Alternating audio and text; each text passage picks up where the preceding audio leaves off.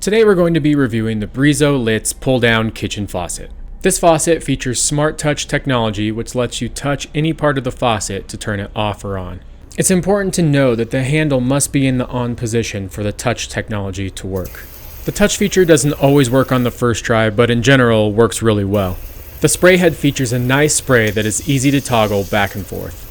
The button does feel like plastic, but at least it's not rubber. The spray is dense and powerful and does a great job of getting leftover food off plates, pots, and pans. I don't have any issue with the handle operation either. It's actually pretty smooth with minimal play. The knurling on the handle gives it a nice tactile experience, but may be more prone to food pieces getting stuck in there. The faucet is pretty solid, but does have some minor play in the spout.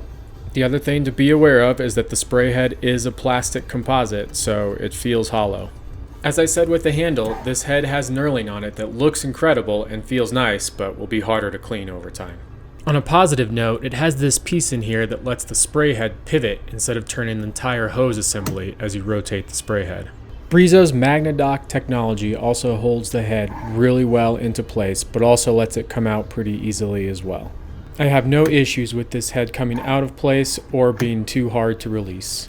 An interesting feature for this faucet is TempID technology that lets you know how warm or cool the water is with this LED light.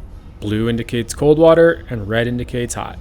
I will admit I'm a little OCD, and having the handle have to be left open in the on position for the SmartTouch technology to work drives me a little crazy, so just make sure you are aware of that if that might bother you. Overall, if you are looking for a touch faucet, I would recommend this one. It is packed with features at a great price point and a significant value. Thanks for watching.